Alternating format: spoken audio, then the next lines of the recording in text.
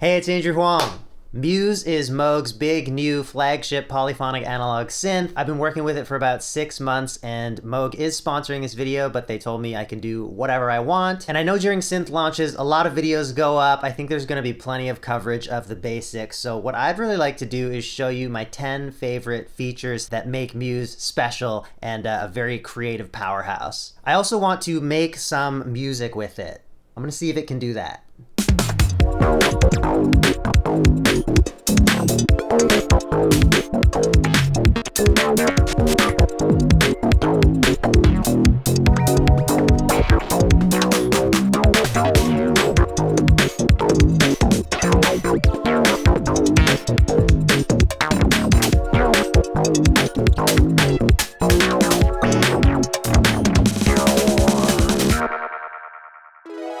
Let me start by showing you the probability features. So let's record a simple sequence. Sure. Make this sound a little nicer. So if I hit prob here, I can set all of these settings per step, like whichever step I have selected they'll apply to, or I can hit all steps and start dialing it in. Now, what's gonna happen right now is if I turn up note prob, there's going to be a probability that any of the notes could change by up to 12 semitones, and they're starting to sound a little weird. Let's set a scale. So here's our original sequence. I can put it up to like 50-50. Now there's a 50% chance that each of the notes could change to a scale note up to 12 semitones up or down. You can also control the probability of notes firing, note lengths, and velocity, which here I have mapped to filter cutoff. You know what? We're getting pretty chill and ambient. Let's just bring up some delay here.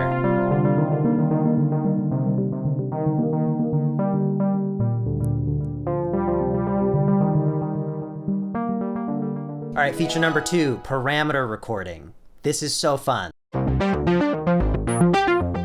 On the parameter recording page, you can either record stuff live, you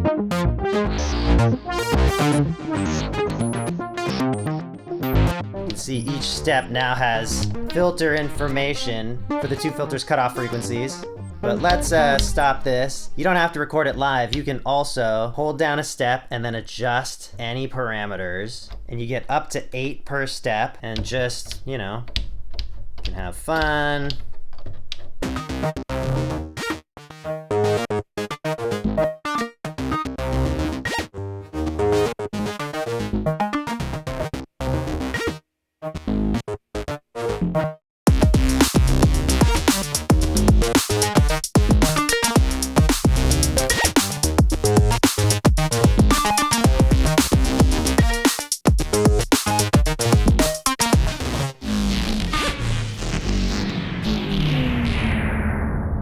Okay, next up, gesture recording. Let's clear all of our probability stuff. Now we'll go here to the gesture tab. The idea with this is the value knob changes notes, velocity, and gate lengths, but they only apply when you tap the soft button underneath each respective thing. So check it out. One thing we could do is set velocity to maximum, turn recording on, and then enter in accents by tapping. Or you can use this to record melodies. Like let's go to a lower, more bassy range. And now as I move the knob, it's gonna change these notes, but it's only gonna record them in when I press note.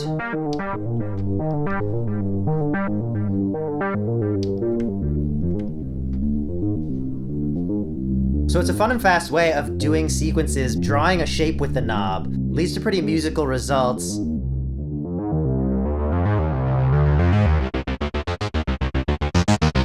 And then the 4th thing I want to highlight, this is the last thing about the sequencer, is that the sequences are decoupled from the patches. Meaning right now with this sequence running, if I want to load up another patch,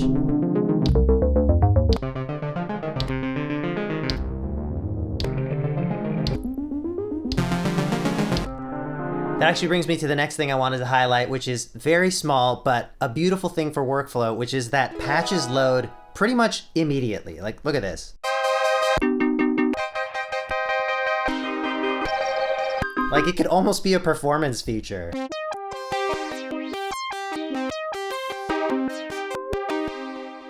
Alright, I believe we're on thing number 6, which is just the whole arpeggiator. Everything about it.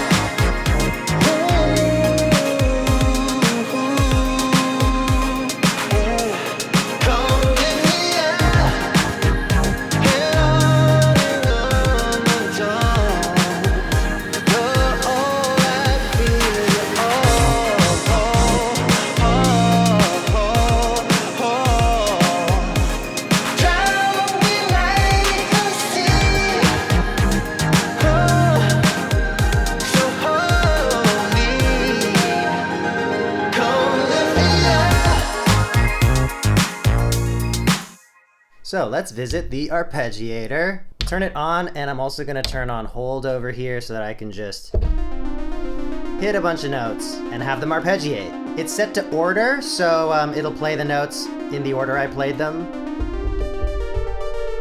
Now there are a lot of tools to create more interesting patterns out of your arpeggios. If I switch to pattern and go to the more menu here, we can adjust things like leapfrogging, which is telling it how many notes to skip to decide which the next one should be. If you have forward backward on, you can get some sort of pendulum motion. There's also a random mode. Let's put in a ton more notes here.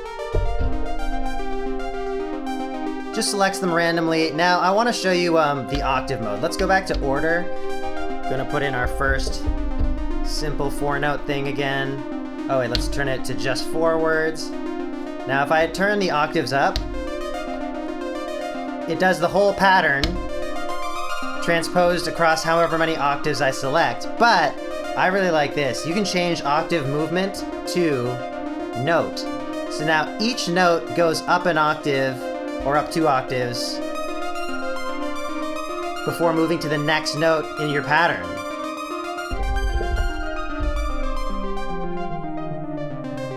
Now there's also some fun that you can have with rhythm, because of course there is gate probability. We can turn that down a bit so that notes are randomly skipped. But also you can just set the arpeggio rhythm that you want. You can turn notes on and off here. But what I really love about this is that there's this rest skip option. If I turn that on, it means that the notes that would have played during those rests are like invisibly played. Here, let's go back to our simple pattern so it's easy to hear. If all the notes are on, we just play this. If rest skip is on, it's skipping every 4th one here. But if I turn rest skip off, the sequence of notes remains the same, but they're spread across the rhythm. And this gets really fun when you do stuff like change the length of the loop.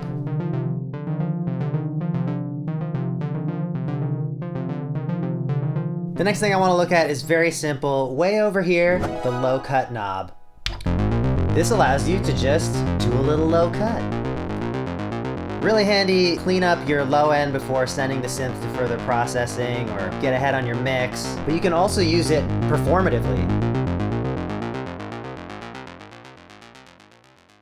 Really nice to have that so you don't need to use either of the main filters for basic high pass duties. The 8th thing I want to feature is not really an individual feature, but it's just the overall ease of working with modulation. On the pitch LFO and the modulation oscillator, you've got dedicated buttons for the most common assignments, but then all the modulators also have this assign button, assign, and there's even this little grouping of assignable controllers where you can choose what you want to assign, you know, keyboard velocity, aftertouch, this macro knob, the mod wheel, expression pedal. Let's pick the macro, pops up here on screen. Now I can wiggle any parameter, let's say the noise mix amount. So I could have the macro knob control the amount of the noise source coming through the mixer. Just hit enter. Now if we go to the modulation map, these buttons now select 16 different possible modulations that you can create, and that's per timbre as well. If I go to Muse's second timbre, you can see there are different modulations set up there. I guess I haven't even mentioned that in this video yet. It's not a crazy unique feature, but every patch is 2 patches in one. So you can switch back and forth between them, you can stack them together, or you can create a keyboard split. But back to modulation, there are so many modulation sources and modulation destinations. I found some weird ones like I modulated keyboard with keyboard.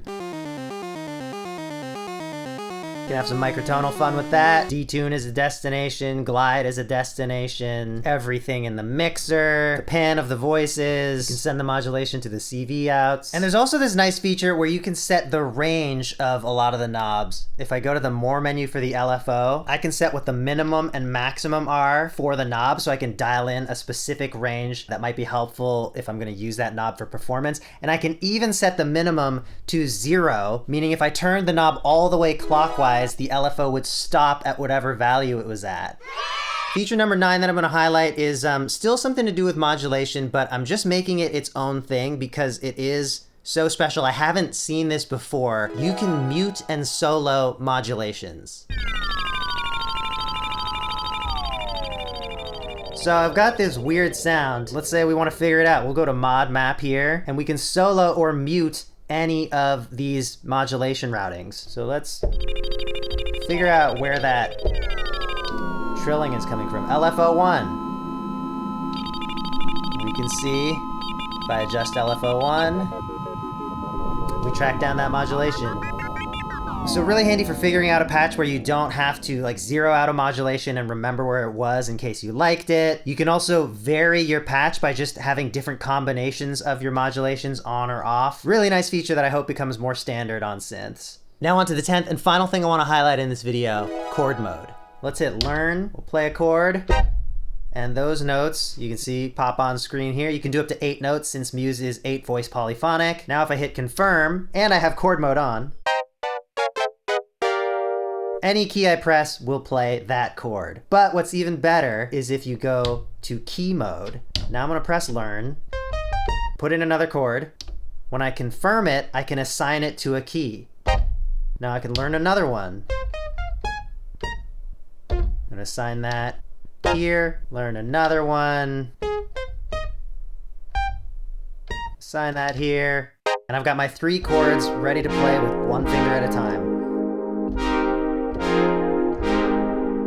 And you can assign the entire keyboard full of chords, 61 chords. So if you put a bunch of weird chords in, you can come up with some creative stuff that you wouldn't have done if you were playing them by hand.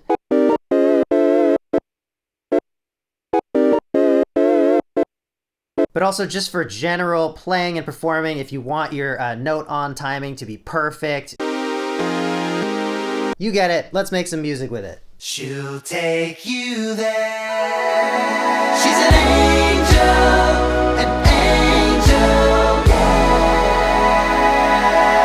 All right, I tried to do too much music. There's no such thing. There wasn't enough time. This video needs to go out, but that little snippet you just heard is a song I'm working on with Rachel K. Collier. We definitely want to release that. I'd love to release a bunch of the music that I made with the Muse. Leave a comment if you had any favorites from this video, and I'll see you next time.